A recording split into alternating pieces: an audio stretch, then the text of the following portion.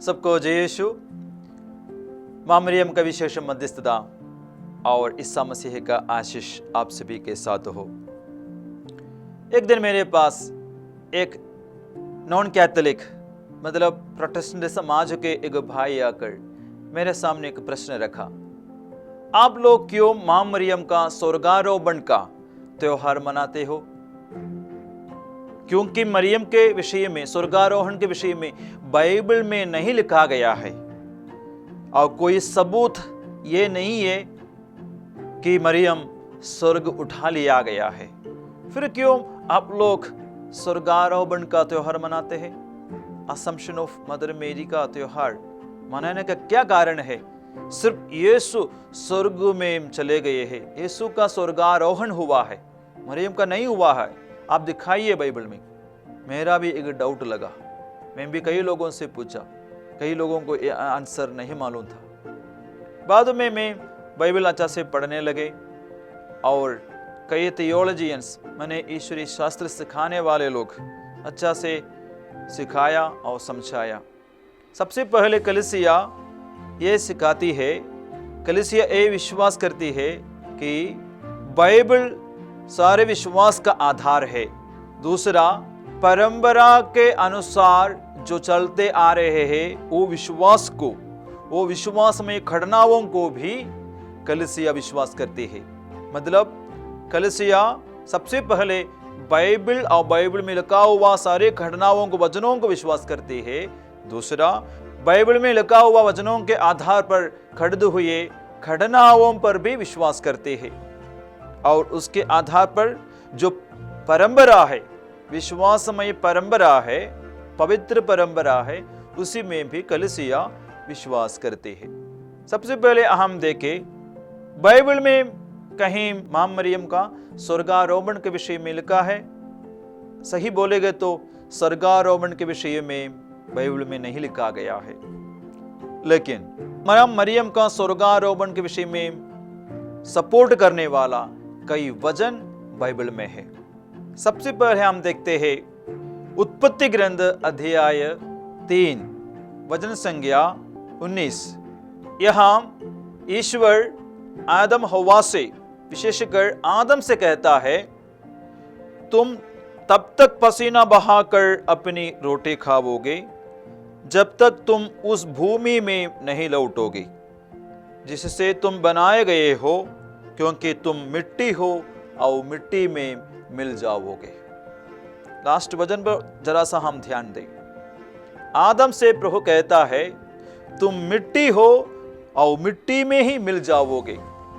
प्यारे भाई और बहनों, हमारे जीवन में हम मिट्टी में ही काम करते हैं और मिट्टी के अनुरूप, माने दुनिया के अनुरूप जीवन बिताते हैं, अपने मर्जी के अनुसार जीवन बिताते हैं और हमको मिट्टी में ही मिल जाना पड़ता है। लेकिन मां मरियम इस धरती में जीवन बिताकर धरती के इच्छा अनुसार नहीं, धरती के मनोभाव के अनुसार नहीं, बल्कि स्वर्ग जो इच्छा किया, मतलब स्वर्गीय पिता ने जो बताया उसी के अनुसार मरियम इस दुनिया में जीवन बिताया। इसलिए मरियम को प्रभु ने इस मिट्टी में गलने नहीं दिया, सड़ने नहीं दिया। इस दुनिया में रहते हुए पूर्ण रूप से मरियम स्वर्ग के लिए समर्पित किया, अपने स्वर्गीय पिता को समर्पित किया और ईश्वर का आज्ञा का पालन किया। वो मां मरियम को स्वर्गीय पिता दुनिया में सड़ने नहीं दिया।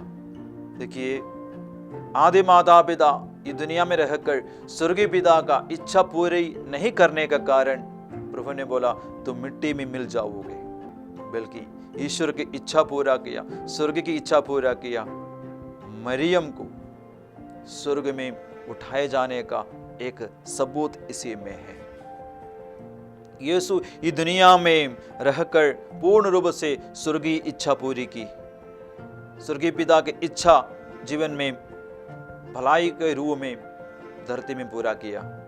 तो यीशु को भी इस दुनिया से प्रभु ने स्वर्ग उठा लिया, मैंने यीशु का स्वर्गारोहण हुआ। ईश्वर कैसे ऐसे एक संत व्यक्ति को मैंने पूर्ण रूप से स्वर्गीय इच्छाओं को पूरी किया व्यक्ति को कैसे सड़ने देगा। सच में मां मरियम कई दर्शनों में ये बातों को बताया भी है। एक व्यक्ति को, उसका नाम है ब्रूनो कॉन्चियालो, जो कलीसिया में पहले रहता था लेकिन बाद में कलीसिया के विरुद्ध काम करने लगे। उनको दर्शन देकर मां मरियम इस तरह बोली। 1947 अप्रैल 12 दिन में मां मरियम उस व्यक्ति को दर्शन देकर इस तरह कहा कि मेरा शरीर कभी गला नहीं सकता, ईश्वर मेरा शरीर को गलने नहीं देगा, क्योंकि मैं अपने पुत्र यीशु के साथ दुनिया की मुक्ति के लिए स्वर्गीय पिता की इच्छा पूरी किया। सच में इस तरह का मां मरियम का दर्शन द्वारा कई वचन हमारे लिए सबूत है। दूसरा एक सबूत है प्रकाशना ग्रंथ अध्याय 12 वचन संज्ञा 1 में हम इस तरह पढ़ते हैं। वचन इस प्रकार है, आकाश में एक महान चिन्ह दिखाई दिया, सूर्य का वस्त्र ओढ़े हुए एक महिला दिखाई पड़ी, उसके पैरों तले चंद्रमा था और उसके सिर पर 12 नक्षत्रों का मुकुट। कलीसिया विश्वास करती है ये स्त्री सच में मां मरियम है। ये वचनों के आधार पर इसलिए हम रोसरी के महिमा का भेद में 14 भेद में हम मां मरियम को याद करते हैं, स्वर्ग में उठाए जाने वाली मरियम को। और पांचवा भेद में हम मां मरियम को याद करते हैं, मरियम को मुकुट धारण कराते हुए स्वर्ग की रानी बनाया गया। ये दोनों भेद में हम ये विश्वास प्रकट करते हैं, ये रहस्य को हम प्रकट करते हैं कि मरियम स्वर्ग में है, स्वर्ग में हमारे लिए मध्यस्थता करती है रानी बनकर।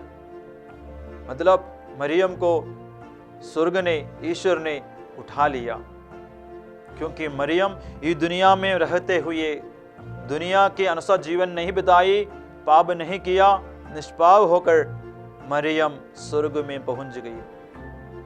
ऐसे एक व्यक्ति को स्वर्ग में जगह देना ईश्वर का जरूरी था, ईश्वर की इच्छा थी।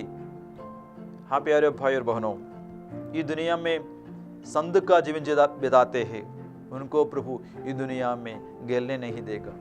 अभी भी है ऐसे कई सबूत, कुछ संतों का शरीर अभी भी जैसे पहले था, जीवित रहते समय जैसा तो वैसा ही है, सड़ा हुआ नहीं है। ये सब हमारे लिए का सबूत है कि ईश्वर के लिए, स्वर्ग के लिए जो दुनिया में पवित्र जीवन बिताया, प्रभु ईश्वर उसको सड़ने नहीं देगा, गलने नहीं देगा। वो हमारे लिए एक चिन्ह है, एक सबूत है। तो मां मरियम भी आज स्वर्ग में उठा लिया गया है, हमारे लिए मध्यस्थता करती है। तो रोसरी का ये महीना में हमारे लिए एक विश्वास का एक सत्य है कि मरियम आज स्वर्ग में है शरीर के साथ, और अपने पुत्र यीशु के साथ महिमा में भागी बन गई। मरियम को भी भागी बना दिया गया ईश्वर ने, क्योंकि अपने पुत्र यीशु के साथ मरियम भी अपना वफादारी दिखाई, अपना ईमानदारी दिखाई, इस दुनिया को बचाने के लिए जीवन, पूरा जीवन प्रभु को समर्पित किया। आइए हम मां मरियम का मध्यस्थता मांगे, ये विश्वास को हम स्वीकार करें कि आज मरियम जीवित है, इस पुत्र यीशु के साथ आज स्वर्ग में हमारे लिए मध्यस्थता करते हैं। मां मरियम का विशेष मध्यस्थता आप सभी लोगों के साथ रहे, पिता और पुत्र और पवित्र आत्मा के नाम पर, आमीन।